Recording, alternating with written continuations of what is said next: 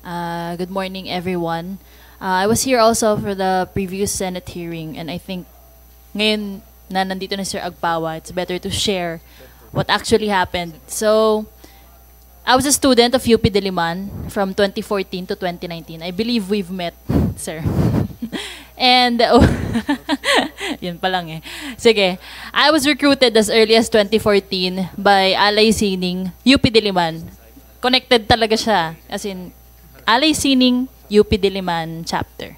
And, you know who recruited me? Alay Sining? Alay Sining, UP Diliman. Recognized organization at the time ng UP. Okay. And actually, yung nag-recruit sa akin ay member ng College of Education Student Council, and that was Kevin Castro. If you know what happened to Kevin, he died in an encounter sa Pulilo, Quezon around 2018. So, these aren't allegations kasi I myself graduated from UP 2019, joined the NPA right after my graduation because the recruitment happened within UP grounds. How did it happen?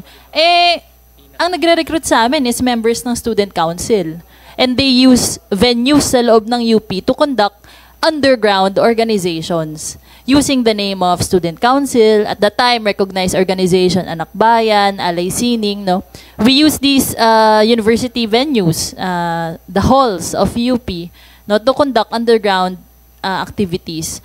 I remember one time, member ng student council ang nagpa-reserve para magkaroon ng cultural night ang Kabataang Makabayan, which is illegal. No, it's an NDF organization operating underground. And you know what we did within UP grounds? No, as KM Cultural Night, we collected support from students na ipapadala namin sa NPAs. And that's happening, no, inside the universities. And you know, these aren't allegations because I was there. And how do these organizations remain to be recognized? I don't know at present, no, if recognized pa tong mga organizations na to. I think before nung nasa UP ako, nagkaroon ng issues na hindi ma-recognize yung mga frats na involved sa violence. Pero what about these organizations, no, na inciting violence? I remember way back, no, Anak Bayan and LFS conducted pagpupugay. I don't know if you know that. But they were very proud, no, na maraming mga estudyante ang namamatay as NPA, na they were proud na alumni nila yon, no. I can only name a few. I think student ng UP si Len Dumanais na namatay bilang NPA sa Abra. Student ng UPLB si Rona Jane Manalo, na kasamahan kong NPA sa Palawan. Namatay siya sa encounter, nabuhay ako. Magkasama kami sa encounter na yon. Sino pa ba? JC Alberto ng UPLB. And I know them because we all previously worked as student council. I was then counselor of College of Education Student Council. Raul Manuel was chairperson of College of Arts and Sciences, UP Visayas. And sino pa ba? Kevin Castro, chairperson namin. There are lots of students, no, members of student council who eventually joined the NPA. And that's not that's not cut off na after nila mag-UP saka sila nag-NPA. No, they were recruited while we were inside. No, and how did this happen? Kasi nga these organizations are doing this, no, within UP grounds, no. Some of them recognized at that time, recognized ang Alay Sining UP Diliman, kaya nakakagamit kami ng mga venues ng UP na kapag apply kami ng permit for activities within UP. And what I think, I don't know if alam to ng mga professors or what, pero we conduct educational discussions na ang nilalaman is armed revolution. No, and it's not just the theory lang ng, hindi siya theory lang ng armed revolution. No, what we are being taught inside the universities is armed revolution currently launched by CPP NPA is correct. Activity yan ng Anak Bayan, ng Alay Sining within the universities. They just use the name. Kate, may we know kung yung activity na yun, sanction yun ng school? Yes. They allowed open discussion, pero they don't really pag nagpunta ka talaga doon, the title of the activity is Philippine Society and Revolution. So, kung sige, di-discuss lang siguro nila yung history, blah, blah, blah. Pero in the end of that, yung, MKLRP yan maikling kurso sa Lipunan at Rebolusyong Pilipino. And what is the conclusion of that is, you have to agree na you support armed revolution launched by the CPP-NPA. No? That's part of indoctrination in our ako doon nagsimula yung recruitment ko. Kasi if you agree to that, in my case, when I was a freshman, I attended this educational discussion called Maikling Kurso sa Lipunan at Rebolusyong Pilipino. And I showed parang agree, or I think at that time open-minded ako na parang I think what they're doing is right kasi what they're telling me is it's needed, it's necessary. After that, apparently assessment pala yun na if a student, I was then 16 years old, 2014, if I showed at the slightest hint na agree ako sa armed struggle being launched by the NPA is nasa pool of recruitment na ako for underground. A month after, I was recruited into Kabataang Makabayan. 6 months after, I was recruited into the Communist Party of the Philippines. And by 2018, I already joined immersion into NPA camp sa NPA Lucio de Guzman Command sa Mindoro. When you were recruited sa CPP, estudyante ka pa Yes. Doon sa loob ng UP Diliman? Yes, sir. Sino nag-recruit sa'yo? Kevin Castro. Kevin Castro. He was a spokesperson of the National Youth. Andyan pa ba siya? Andyan pa ngayon? Patay na, sir. He died as an NPA in Polillo Island, Quezon. Okay. Please continue. So, yun. I think marami akong naging, after ko ma-recruit, kapag kasi ang isang estudyante is from this organization, na Alay Sining, they recruited underground from Alay Sining, by Alay Sining members. Recruit sila into KM, kasi si Kevin, Alay Sining siya nun. Parehas kaming Alay Sining. Pero after our activity sa Alay Sining, ni-recruit niya ako sa KM. And eventually, dahil receptive ako sa KM and active ako sa activities na binibigay sa akin ng KM, ni-recruit niya ako sa Communist Party of the Philippines. And yung Communist Party of the Philippines, sa loob ng UP, is binibigyan kami ng tasking to recruit more. And one of the ways na hindi pinapabayaan ng Communist Party na mabitawan namin is yung Student Council. So, right after yung second year ko, 2015 to 2016, inutusan ako ng Communist Party of the Philippines to run for Student Council para yung susunod na freshman, ma-recruit ko. So, parang yung ginagawa ni Kevin nung freshman ako is gagawin ko pag second year na ako. So, ganun yung process. No? So, ayun, that is what is currently happening. No? Even with the rigorous na organization recognition process na you have to submit. Na-comply nga yun ng Alay Sining na nagpasa kami ng everything, ng our finances. Ang requirement lang before, I think at least 15 members magpasa ka ng names plus yung enrollment forms nila, pwede na. And then yung list of activities with pictures. Kasi naging chairperson ako ng Alay Sining UP Diliman. So I complied all these documents na nagpasa ko. Recognized kami. So if you're recognized, you can request for the use of venues within UP Diliman and everything. Pero we weren't really doing what we were saying we were doing. Hindi naman talaga yun lang yung ginagawa. Kung ano yung pinasa namin, hindi lang yun yung ginagawa namin. So yun yung way, no? Kung sinasabi ko to ngayon para marinig ng ating mga administrators ng universities how we do it despite everything that you've said na you're one with us, you are our partners.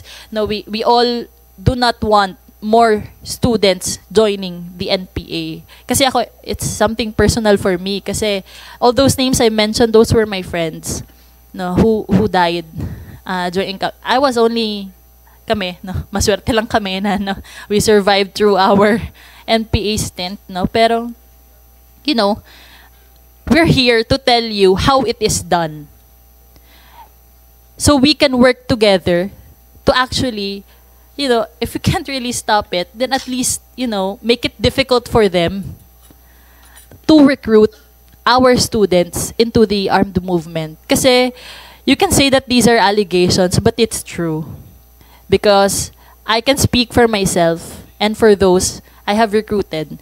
I think this also happened, if you think this only happens in state universities, it's not. It happened in UST, LaSalle, and FEU. And I can say this because by 2018, nilabas na ako ng komite ng CPP sa UP sa National Youth and Students Bureau.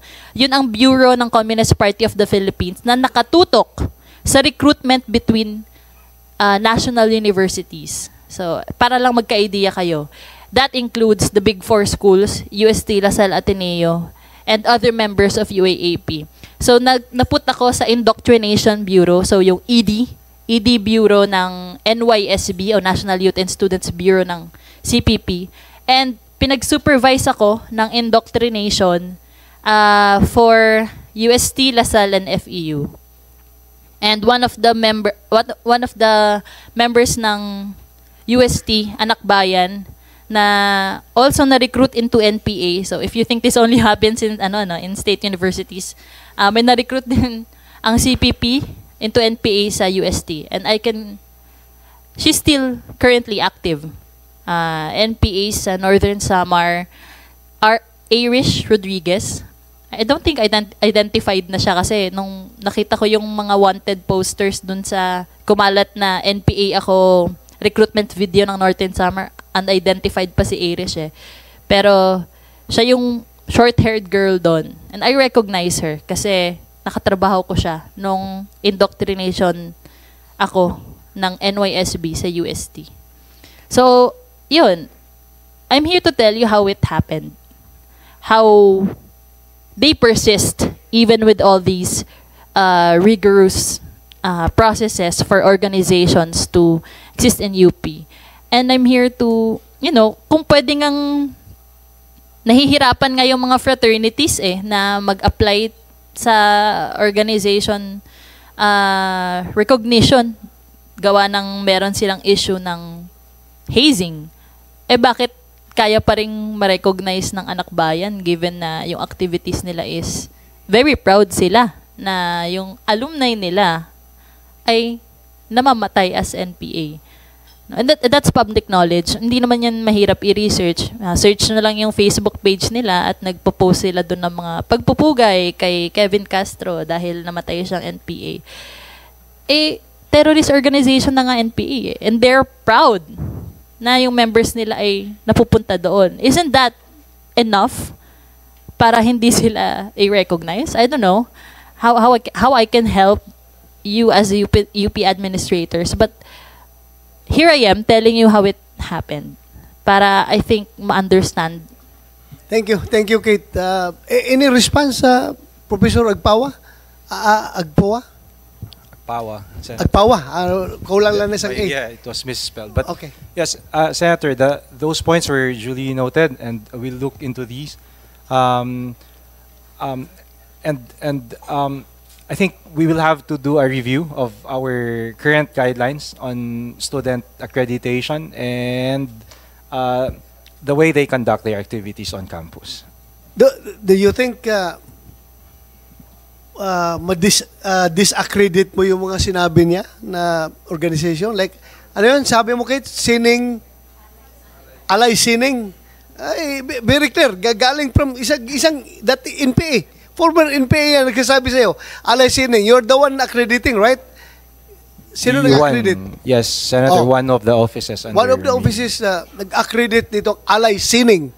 So, sinabi na ngayon dito ngayon, can you promise this committee that you will do the appropriate action? Yes, Senator. We, following what Ms. Raka said, we'll have to, I think, conduct due diligence in looking into these allegations and see what we can do as a university to to correct what's wrong, if there's any. Yeah, diligence. Also, you part of your due diligence is to listen to her testimony, right? Yes, Senator, Thank you. that's correct. Thank you. And those points were duly noted po. Salamat, Professor Agpawa. I would like to acknowledge Yussi Cardema. If you want to say something, you have the floor, sir.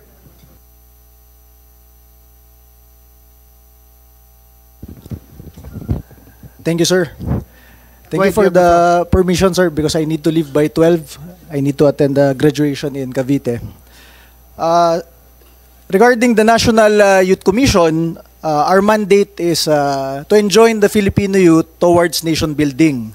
Ang ibang pangalan ng NYC Law is Youth and Nation Building Act. Kaya kung makikita nyo yung batas namin at mandato namin sa NYC, talagang kailangan namin yayain yung mga kabataang Pilipino na mag-participate sa government programs or mag-create ng activities para makatulong sila sa taong bayan. For example, ito, principles of the NYC Law, promotion and protection of the physical, moral, spiritual, intellectual well-being of the Filipino youth.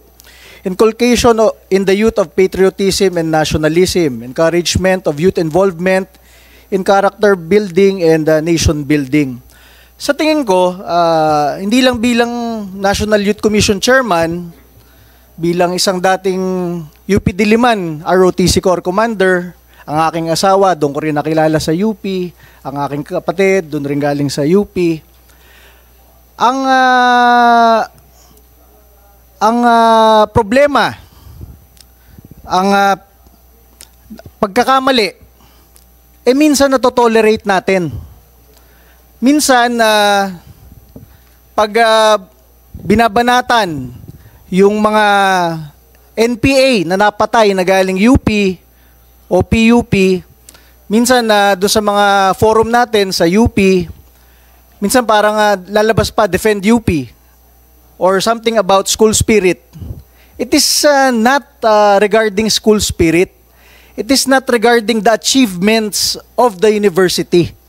For example, pag kausap ko sina Raul Manuel sa Kabataan Party List, sinasabi ko, yung mga advocacies nyo sa Kabataan Pilipino, marami dyan, sinusuportahan ko rin. Marami dyan nakakatulong sa bayan. Pero pag may napapatay kayong miyembro na NPA at hindi kayo nagsasalita, dun nawawalan ng significance yung ibang achievements ninyo dahil sa hindi nyo pagkondena, dun nyo na-tolerate yung ibang miyembro nyo mag-NPA. We cannot say na ang dami namin nagawa para sa bansa. Ang dami naming advocacy para sa bansa. Pero pag meron tayong mag-aaral, meron tayong miyembro, meron tayong alumni na napapatay bilang terorista, we cannot cover it up na ang dami namin nagawa sa bansa, kaya yan, isolated case. Siguro pag isa kang school na meron kang napatay na NPA na miyembro, baka isolated case isang miyembro. O sabi mo na 3. Pero kung 10, 20, 50, 100 alumnus ninyo o miyembro ng inyong organisasyon ay napatay bilang teroristang NPA, merong something na problema na hindi natin tinututukan doon. Ang masabi ko sa inyo, dito sa 6 na taong ko sa National Youth Commission, nakita natin, nagtulong-tulong ang buong gobyerno mula 89 guerrilla fronts, 7 na lang ngayon. Ibig sabihin, effective yung NTF-ELCAC, yung pagtutulungan ng iba't ibang ahensya ng gobyerno. Ngayon, wala ka nang lalaban ng mga balangay, pulutong ng NPA kasi naubos na talaga sila. Marami ring matatandang NPA, sumuko na. So, saan tumututok ang NPA ngayon? Sa pag-recruit sa mga kabataang Pilipino at sa mga estudyante to replenish their ranks. For example, recently, na-convict si Congresswoman Franz Castro ng ACT Teachers Party List na nagdadala ng kabataan sa NPA area. Hindi ako yung nagsabi na NPA area yung pinagdadalahan. Yun mismo sa RTC decision nakalagay, dinadala yung kabataan in the middle of the night sa NPA area, endangering their lives. Doon na lang, mag-iisip tayo. Wala naman sigurong ganun kabobo dito sa hearing na to sa Senado. Puro matatalino pinapadala dito. Saan ka nakakita na 2 kongresista, hating gabi, nasa bundok, anong ginagawa nila doon? May kasamang bata sa NPA area. Pwede nating i-exaggerate. May freedom of travel, may freedom of speech and everything. Anong ginagawa ng 2 kongresista? Nagdadala ng bata sa kabundukan na merong NPA in the middle of the night. Kaya nagtaka yung RTC doon, kaya nila kinonvict for endangering the lives of the Filipino youth. Pangalawa, yung kina Raul Manuel, pag-usapang NPA na, nahihirapan na rin siya makipagdebate. Kasi hindi niya kinokondena. For example, tong Akbayan, sa 6 na taon, kinokondena ako na Akbayan. Pero hindi namin sila kinokondena. Bakit? Wala naman nanggagaling na NPA sa kanila eh. It is a political stand. Baka kaalyado sila ng previous administrations. They are attacking the appointees of the new administration. Okay lang yon. That is part of the government and the government discussions. Mga policies ng gobyerno. Walang nag-NPA mula doon sa Akbayan eh. Kahit banatan kami ng banatan, kahit pag-resignan kami, okay lang, we understand their stand, their policies, advocacies. Pero yung sa Kabataan Party List, kaya ko sabihin diretso eh, Kabataan Party List eh, meron kayong miyembro na napapatay bilang NPA eh, hindi nyo kinokondena. Kung kinokondena nyo, baka mag-stand kami kasama ninyo sa pagkondena ninyo. Eh, hindi nyo kinokondena eh. Diyan nagsisimula yung vagueness ng red tagging at academic freedom eh. 'Di ba? Pag hindi mo kinokondena, it is bordering to toleration. 'Di ba? For example, sa UP Diliman, magja-jogging kami, makita mo, Viva CPP NPA. Wala naman yata napaparusahan na nag-vandalize doon, Viva CPP NPA. But if you do that vandalism, siguro sa UST o sa isang private university, hahanapin ng university kung sino nag-vandalize nun at anong student organization nun. Pero dito sa atin, sa government institutions, we are not finding kung sino mga naggaganon. Yun yung pinaka-minor ha. Vandalism. What more in recruitment? Nandiyan si Kate, galing UP Diliman mismo. They became NPA members. Hindi natin kaya sabihin na nire-red tag na naman yung UP at PUP. We can just rely on the records of the government. Ilan yung miyembro nyo, alumnus ninyo, estudyante ninyo na napatay as NPA. 'Di ba? Isipin na lang po natin, karamihan naman dito merong anak. Nagpakahirap kayo magluwal ng anak, mag-aruga ng anak, hanggang makapag-aral ng pre-elementary, elementary, high school. Kahit ba anak ninyo, papayagan ninyo ma-recruit, papunta sa NPA sa bundok, hindi nyo na makasama. Baka pag patungkol na sa ating mga anak, magiging aktibo tayo. Pero pag anak ng iba, hindi tayo ganun ka aktibo. Ito sinasabi ko sa gobyerno in the past 6 years. Pinapasweldo tayo lahat bilang opisyal ng gobyerno. Bakit hindi natin tutukan talaga yung recruitment ng NPA na yan? Para matapos-tapos na. I am not saying na tutukan yung pag-demolish dun sa ideology, dun sa ideas nung bata. Kasi ganun rin naman sa Akbayan eh. Lumalaban sila minsan sa gobyerno, they are criticizing the government leaders, lagi. But none of their members become NPA fighters and terrorists. Kaya okay lang sila. Sa atin, kung meron tayong mag-aaral, meron tayong estudyante, meron tayong kabataan na napupunta sa bundok, hindi na nga kailangan sabihin na dapat ma-alerto na tayo. Ang tagal-tagal na nung problemang yon. Alam nyo, nare-realize ko kung anong problema dito sa atin sa gobyerno eh. The problem is so big na iniisip natin sa gobyerno, hanggang kailan ba termino ko sa NYC? Hanggang kailan ba termino ko sa UP?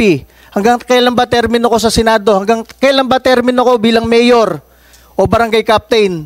Naku, yung issue na yan, di makakatulong sa akin yan sa karir ko. Kasi mawalan ka ng boto. Mapaaway ka pa sa school mo.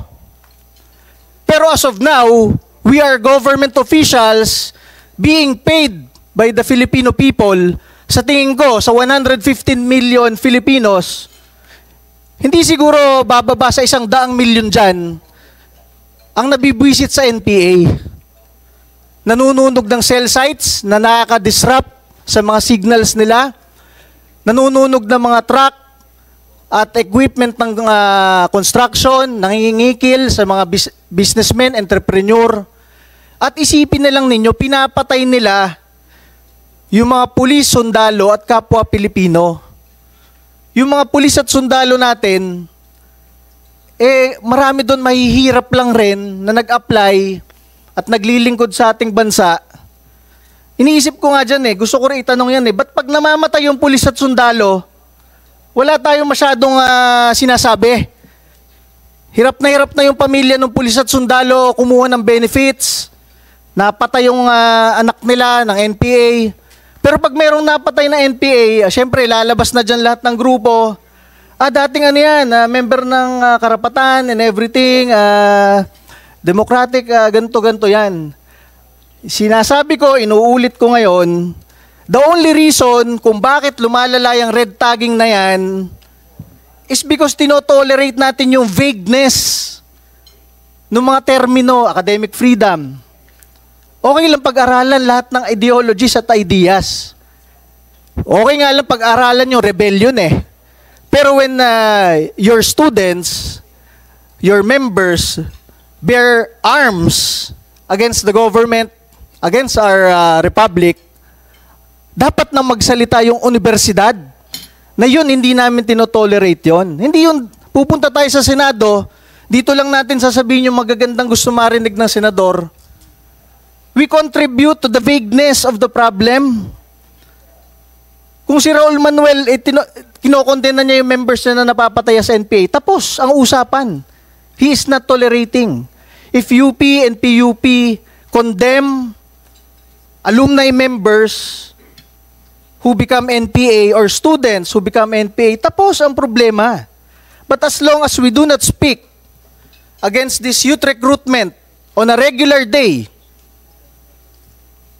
we tolerate on regular days for it to happen. Siyempre dito, pagharap natin sa senador, gusto natin na makaalis na dito, mabigay sa senador kung anong gusto niya marinig. Ganun rin pag budget hearing. Pero sinasabi ko sa inyo, lahat tayo dito, marami dito, pinapasweldo ng taong bayan at ng gobyerno. At habang nandito tayo, mandato natin ipatupad ang batas na dalhin ng mga kabataang Pilipino towards nation building, create productive activities for the Filipino youth. Ito, last na sir. Dito kasi sa sinasabi natin dito, enjoin the Filipino youth to become nationalistic and patriotic. Who will say kung ano yung sense of patriotism? Kasi naging LFS ako sa UP Los Baños Pwede natin sabihin na ang pag-bear ng arms is a very patriotic act. Kaya nga sasali sa Kabataang Makabayan KM Makabayan nga Who will tell those students that those activities are not really nationalistic, patriotic, and contributory to nation building? Magulang? Paaralan? Ako sinasabi ko na ngayon, dapat merong mag-draw the line doon sa mga activities ng mga mag-aaral. Hindi dun sa ideas, kahit dun na lang sa pagkondena. Ang tanong ko, kinokondena ba ng mga paaralan yung mga alumni na nag-NPA? And lastly, bakit sa lahat ng state colleges and universities, bakit meron tayong D&D accord with UP and PUP? Alam nyo, ito nakaka-contribute dyan Bawal pumasok yung government troops sa UP o sa PUP. Dati nga may naghahasa sa UP Diliman, kailangan pa magpaalam ng PNP bago makapasok. Nandun na yung naghahasa, nandun yung bangkay, malapit sa checkpoint ng UP Diliman. Bakit tayo merong ganong accord? Nagagamit yan, naabuso yan ng ibang NPA. Pag bumababa sila sa metropolitan area, syempre doon sila tatambay sa area na hindi pwedeng makapasok ang tropa ng gobyerno. How come na meron tayong government-funded institutions na bawal protektahan at i-secure ng tropa ng government? Diba? Yun lang po ang sinasabi ko. And yun po, madami ako masabi dyan. Kaya lang for the past 6 years, talagang pagod na ako dito sa issue na ito. At tinuturo na nga ng mga dating rebelde, nagaling rin sila dito sa school natin, ayaw pa natin talagang tutukan kung sino yung nagre-recruit dun mismo sa campuses natin. Yun lang po. Thank you, Ayusi Cardema. Indeed, it's really true. A problem cannot be solved if you do not recognize that as a problem. So, yun.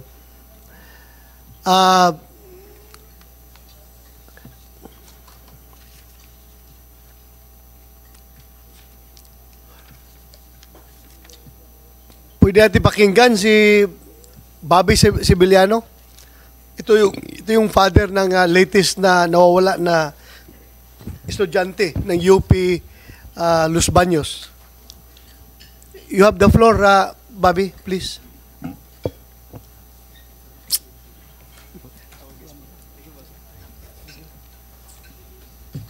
Good morning, Your Honor, Sir Senator. May I read my opening statement? Sige, Bob, go ahead.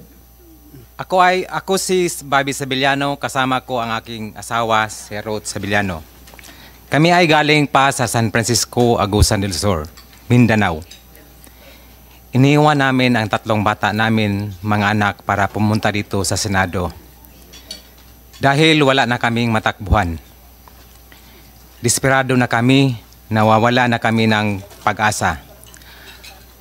At ang eskwelahan ng anak namin, ang University of the Philippines, Los Baños, pinabayaan ang aming panganay na anak na si BG Ibon na dalhin ng League of Filipino Student UPLB na nagdala sa kanya sa Cavite para maging NPA at sinira ang mga pangarap ng aming pamilya.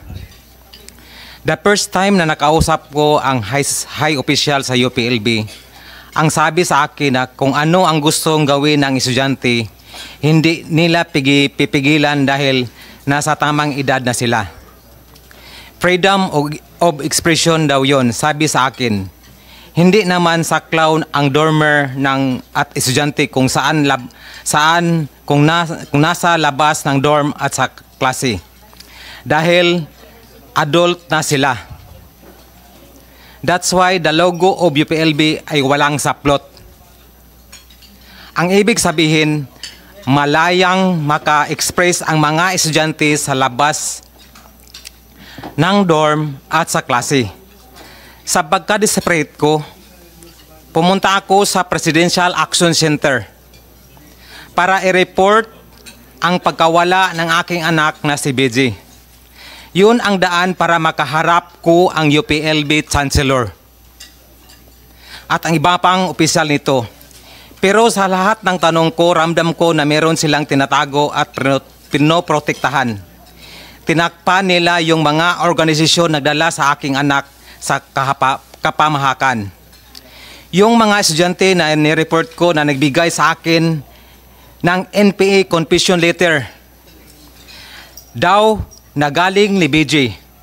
Binigyan ako ng SIM card at pinabili ng keypad phone para doon daw tumawag si BG sa akin. At pinapadownload ako ng Signal apps para doon din daw a sort of communication. Pinoprotektahan nila. Yung anak ko ay UPLB student din. Hindi Bob, ba ni... excuse hindi, me. Sino yung nag-communicate sa'yo? Nagbigay pa na simpak para dalawang makommunicate ang anak mo? council student, sir. Ang pangalan? Pangalan, Naiselmi Bisaya at... Kumsek, kindly take note of the names at imbitahan natin next hearing. Pangalan? Naiselmi Bisaya. Naisel May Bisaya. A graduate student of BS electrical student. Graduate na yan siya. Yes, sir. Anong business niya doon sa UP? Bago-bago lang nag-graduate yung nakaraang August 3. Ano pang isa? Si Pangalan? Calvin Luigi Zarzuelo. Calvin Luigi Zarzuelo. Garzuelo? Zarzuelo. Zarzuelo. Yes, sir. May mga picture ka nito nila? Yes, sir, mayroon. Bigyan mo kami ng picture para mapaimbitahan natin sa next hearing. Yes, sir. Ha? Yes, Your Honor. Ito namimihasan itong mga bata, ito pang recruit ng mga kabataan na para pumunta sa armado. Kailangan ba nanagot itong mga tao na ito? Imbitahan natin, no? Next hearing. Kumsek? Yes, sir. Sige, continue. Nang magsabi ako na i-report ko sa mga ibang agency at media, parehas ang sagot ng estudyanteng nagbigay ng SIM card at ang UPLB administration. Kapag ni-report ko daw, mas lalong mapanganib si BG. Sinong UP administration na nagsabi niyan? Na-meet ko, sir, yung BP Chancellor, Ano? BP Chancellor ng Student Affairs, BP Councilor? Vice Chancellor ng Vice Chancellor? ng Student Affairs. Oh, andito siya. Andito. Ng UPL. UPLB, sir. UPLB? Oo. Ito. Diliman pala ito. Anong Vice- pangalan niya? Pangalan niya is Janet Salva. Janice Salva. Invite mo. Janet Salva. Next hearing, kung hindi yan mag-report, hindi na nag-report ngayon, hindi nag-attend, di ba? Pasyukos natin. Kung ayaw, di pa-issuehan natin ng warrant sa Senado kapag ayaw pumunta dito.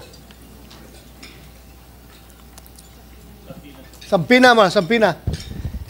Pa-issuehan mo na Sampina. Then, tingnan natin kung gaano katigas yung mga bata na yan. Please continue, Bobby. So, yung isang BP Chancellor ng Academic Affairs is na-meet din ko yun. Anong sabi niya? So, ang sabi nila is parehas lang ng estudyante na nagbibigay sa akin. Kapag ni-report ko daw, mas lalong mapanganib si BG, pati kami sa pamilya niya, mga kapatid at kaibigan at kakalasi ni BG. Bakit ganito gusto nilang itago ang pagkawala ng anak ko at hindi ipaalam sa mga agency? Nganong ihadlok man ninyo ako nga unta tabangan ninyo ang among pamilya para mabalik si BG? So, naamoy polis sa sulod sa campus nga dili man kagawas para pangitaon ang bata kung asa. How old is Divi? BG is 22 years old, sir. 22. Your Honor, 22. So, hindi na minor. Yes, yes, Of Your Honor. age na. Oo. Go ahead. Nag-promise sila na puntahan ang grupo, ang kilusan, nandoon, nag-community works ang aking anak para panaogon at bababain si BJ. Kahibalo di ay mo kung asa pangitaon ang mga estudyante kung mamising.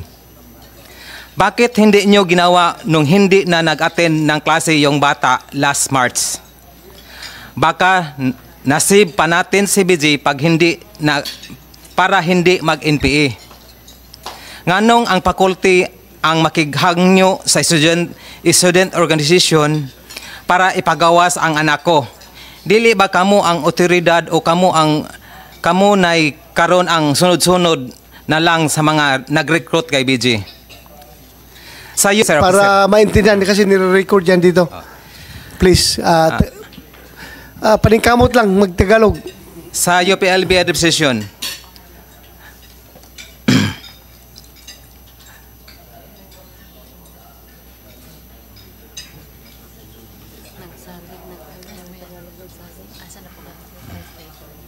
Nahirapan ka na. Ha? nawala ko, sir. Sandali lang, sir. Sige lang, kung ikuan ko lang, i-translate ko lang. Kung magbisaya ka, I-translate ko lang. Sige, continue. Translator muna ako.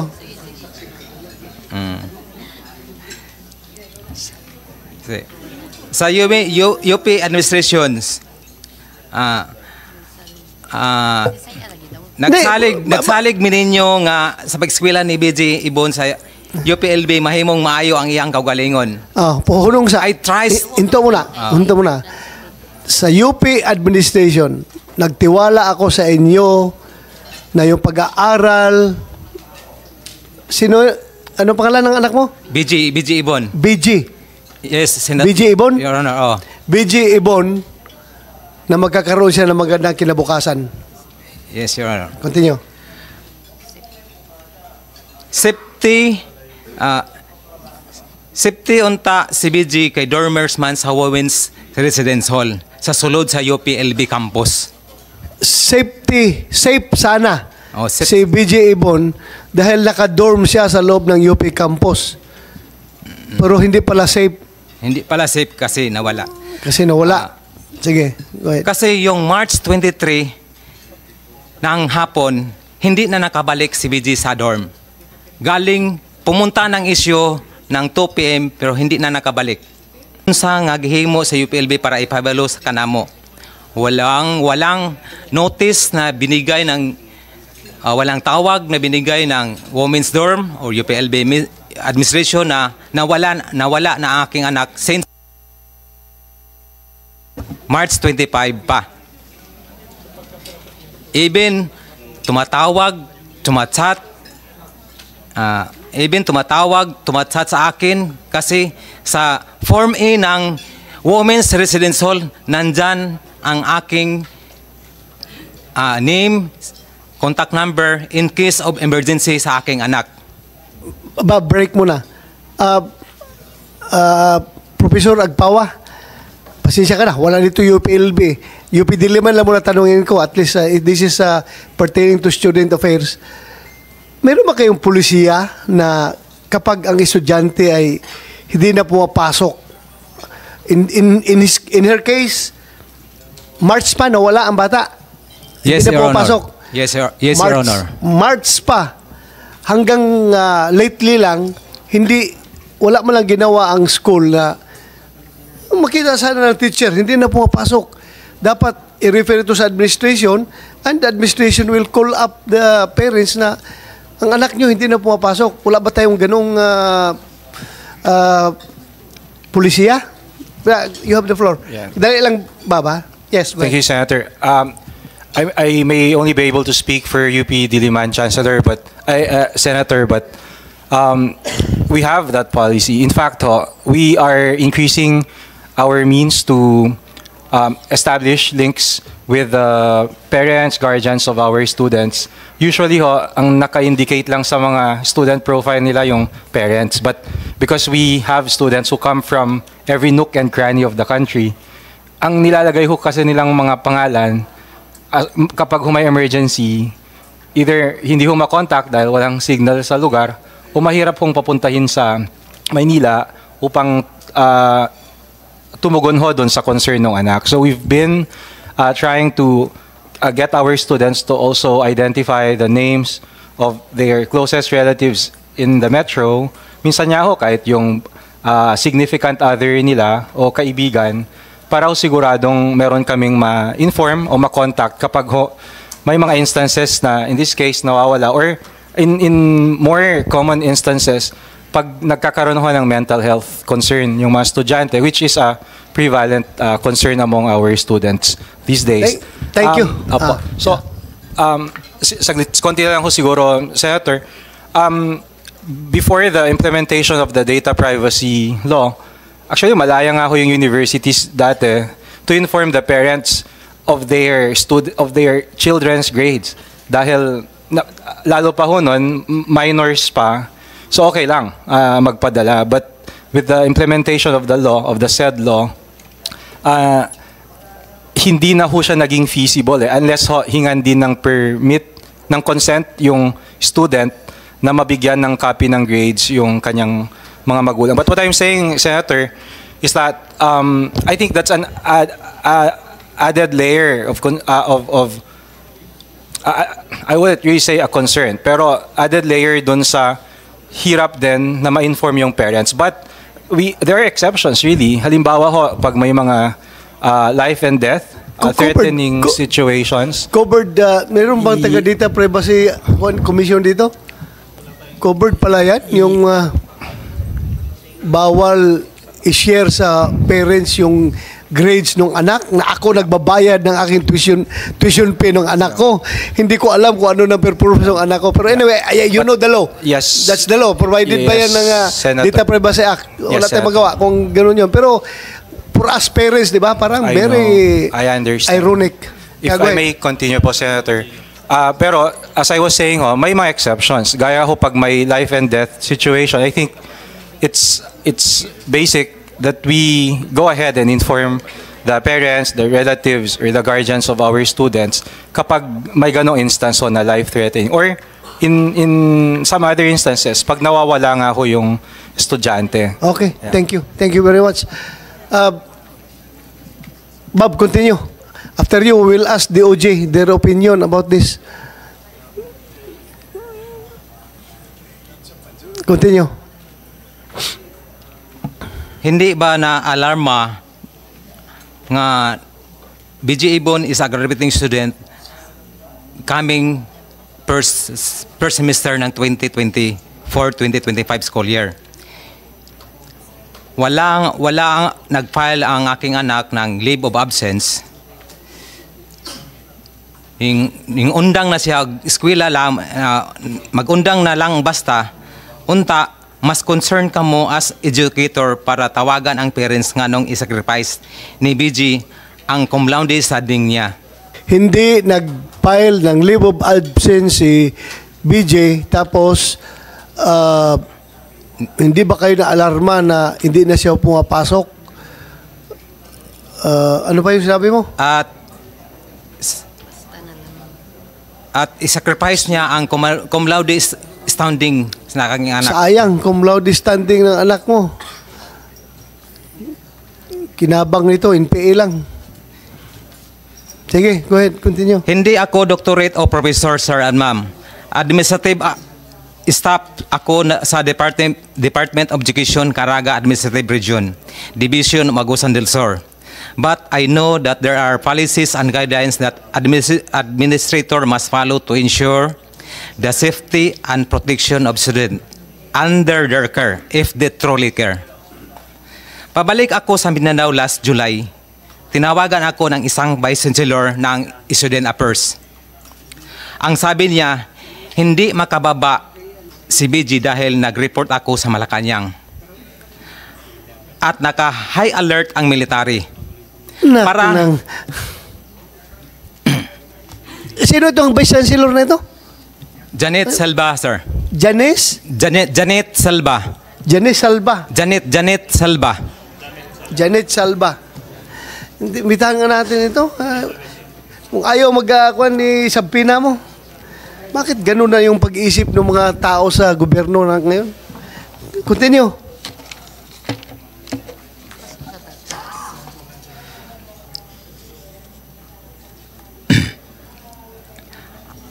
Kasi yung si Vice Chancellor is during pag-usap namin doon sa Office of the Chancellor ay nag-promise siya na pumuntahan yung aking anak na nandun pumuntahan yung aking anak na nag-community service doon sa community. Yung pag-meeting namin. Saan ang community? Anong community? Hindi ko alam kung saan, sir. Kasi pero alam niya na nag-community service yung anak mo? Alam niya pag ni-reveal niya pag mayroon akong communication doon from Presidential Action Center. In the first time for 2 weeks, hindi niya ni-reveal na may alam siya na community service.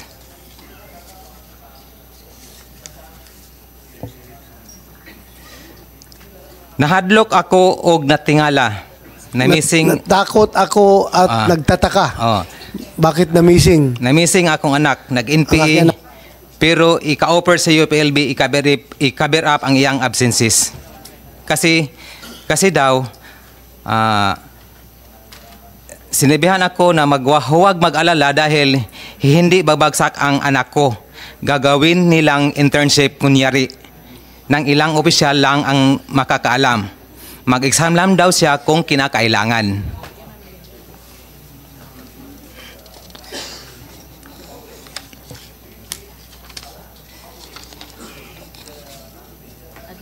How many parents na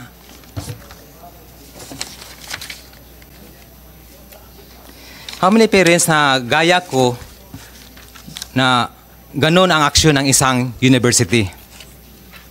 Huwag na hanapin ang bata, ayusin na lang ang school record at hope na sana makabalik pa siya ng buhay. Sa amin ni Mrs., we don't care anymore kung mabagsak ang anak namin.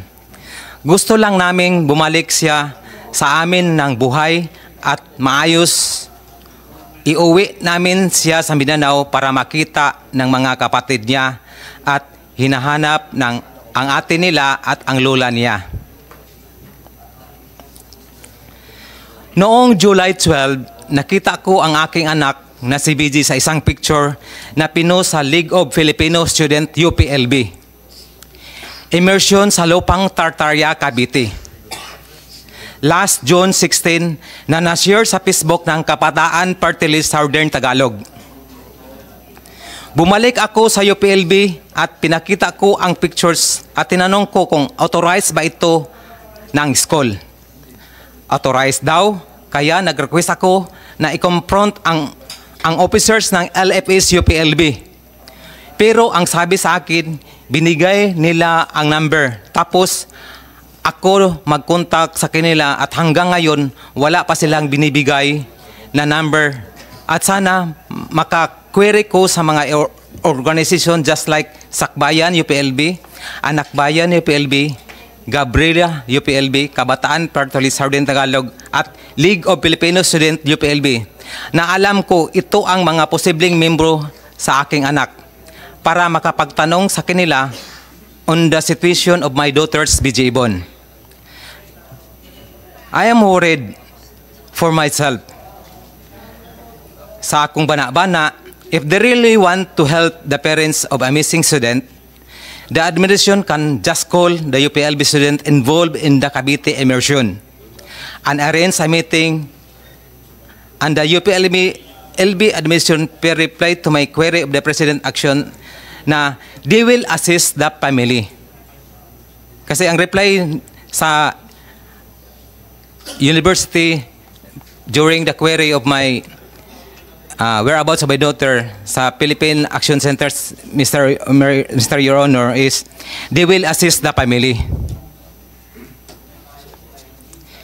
Feeling hopeless more, nagpunta ako sa Commission on Human Rights sa San Pablo City to file a formal complaint. Later, nag-message ang Vice Chancellor to report na hindi kasali si BG sa Tartaria. Nisulod ko og baktas sa Lupang Tartaria. Pinuntahan ko ang area na nag-post ang LFS UPLB. Na-confirm ko sa community na doon pumunta ang aking anak si BG, kasama ng di kilalang mga tao. Mayroong mga estudyante din na kasama, marami. Nagpasalamat ako kay Senator De La Rosa sa tulong niya sa akin. Salamat kayo, sir, sa paghatag ninyo importansya sa AMOA, kay BG sa problema sa recruitment sa UPLB. My purpose here in this prestigious Senate hearing is to seek help and assistance to find my daughter's BG Ibon on where she is right now, and to let the public know that my daughter was missing since March 23, 2024. I know there are other parents na pareha kami sa sitwasyon. Tumigil sa pag-aral ang kanilang mga anak, whether sa UPLB or sa ibang state universities, or baka pati pa sa mga private colleges. Nag-stop sa pag-aral dahil nagsasali sa mga organisasyon sa UPLB katulad ng Sakbayan, Gabriela Anak Bayan, Kabataan Party List Southern Tagalog at League of Filipino Student UPLB. na dinala sila para sa volunteer community service daw pero papunta pala ng NPA. Nakita ko sa Facebook sa weekend ang graduation ceremony sa UPLB na may rally mga estudyante. Kasama sana doon si BG kung hindi siya nahulog sa mga grupo na ito. Sinira nila ang aming mga pangarap at ang future ng aking anak dahil pinapayagan ng school administration na openly mag-recruit sa loob ng campus at mag-encourage na tumungo sa kanayunan ang mga scholars sumali sa NPA. BJ Ibon, anak, kabalo ko nga dili nimo gusto nga sa maunga pamaagi kami mag-reach out kanimo. Imong ingon ayaw ipahibalo sa mga kalaban. Sa mga sundalo kay patyon ka. So, meaning, kinukonsider na ni BJ Ibon na kalaban ang mga sundalo? Per rebel niya sa akin, Your Honor. Nag-text siya sa'yo? Tumawag sa letter. Tumawag? Oo. So, grabe na talagang indoctrination noon na kasi kinukonsidera niya kalaban ng sundalo. Yes, Your Honor. Pero sukad sa pagduol na ako sa ila kay wala na ako ilaing pag-asa, wala sila gihimong dautan sa kuha. Sa atong pamilya, panghimakak ang istorya sa imong kauban kay ang mga sundalo ang nagtabang sa kuha para mangita nimo. Wala kay kaso sa gobyerno, wala kay warrant. Anytime makanaog ka para makabalik sa imong pag-eskwela. Ayaw pagtuo sa mga panghimakak sa NPA o sa mga ga-manipulate nga wala na laing paagi para i-correct ang injustice nga imong nakita. Tinuod, maraming problema sa ato ang nasod. Even bisad asa. Pero dili sa pag-NPA ang paagi. BG anak, mas maka-help ka sa katawhan sa tarong nga pakigbisog. Pagbaba, padayon sa iyong kurso, be the engineer that truly serves the people. Maluoy ka sa imong pamilya, sa imong mga igsoon. BG, maghulat kami kanimo, pauli na BG. Yun lang, Thank you, Bobby. Thank you, Bobby.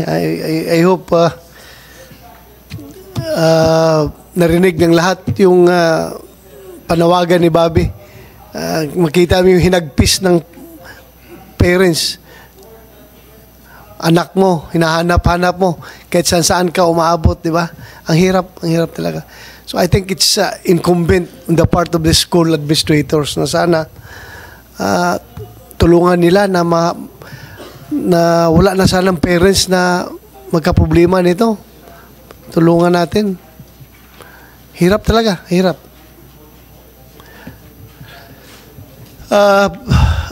Miss Relisa Lucina, you want to say something? Hindi pa siya naganulas. Yung hindi nakakuan, yung bagong dating, hindi pa nakapag oath, please take your oath. You administer the oath, Kumsek? Please stand up and raise your right hand. Lucina. Si Mrs. Ruth Sabiliano, gusto mo magsalita? Baka mas maawa si BJ pag narinig ka. Baka bababa yun. Magpapakita sa'yo.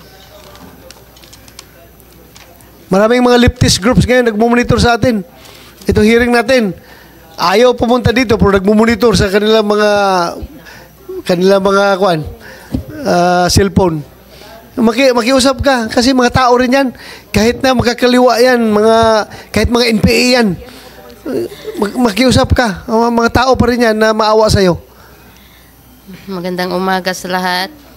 Yes, sige. Maraming salamat po sa pagkakataon at oras na inilaan niyo po sa aming mag-asawa. Para sa aming anak na si Pichi. Ako po si Ruth Sabiliano, ina ni Pichi Ibon. Gusto mo magsalita? Baka mas maawa si BJ pag narinig ka. Baka bababa yun. magpapakita sa'yo. Maraming mga leftist groups ngayon nagmumonitor sa atin. Ito hearing natin. Ayaw pumunta dito pero nagmumonitor sa kanilang mga cellphone. Makiusap ka kasi mga tao rin yan. Kahit na magkakaliwa yan, kahit mga NPA yan. Makiusap ka. Mga tao pa rin yan na maawa sa'yo. Magandang umaga sa lahat. Yes, sige. Maraming salamat po sa pagkakataon at oras na inilaan niyo po sa aming mag-asawa. Para sa aming anak na si Pichi. Ako po si Ruth Sabiliano, ina ni Pichi Ibon Sabiliano. Nak, sa mga oras na ito, kung kami ay narinig na kung nakikita mo kami na hindi kami galit ni Papa mo. Ang gusto lang namin ay bumalik ka sa amin, Ate Ibon, anak. Yung hirap at pagod, baliwala lang sa amin yun. Ang mahalaga sa amin ay magkakatapos ka sa pag-aaral. Naalala mo ba, Nak, na bawat opportunity na dumating sa iyo, nakasuporta kami kahit mahirap na mawalay ka sa amin dahil sa galing at talino mo, Nak. Nakaalala yan, nagtitiwala kami sa iyo. Maraming opportunity ang nabuksan mo mula elementary hanggang ikaw ay nagkolehiyo.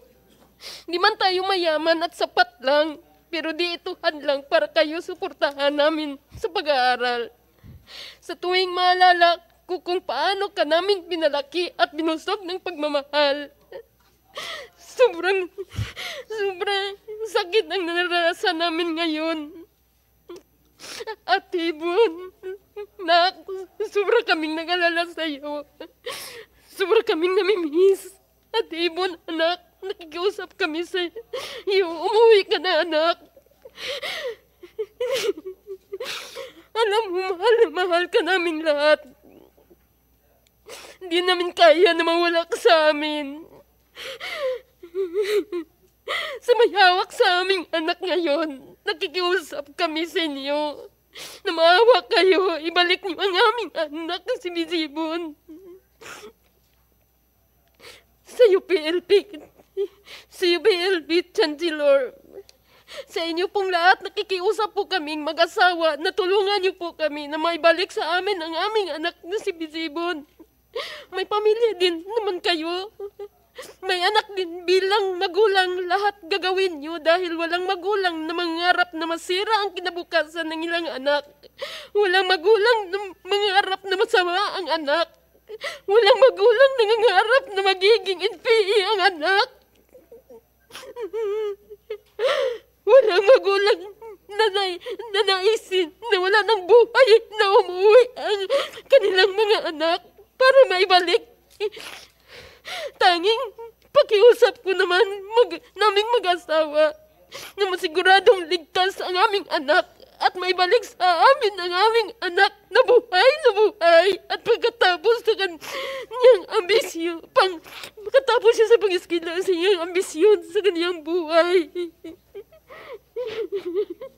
Nak, please, Nak, nakita mo kami ngayon, narinig mo ba kami ngayon, please, Nak, maawa ka, bumalik ka na sa amin, Nak.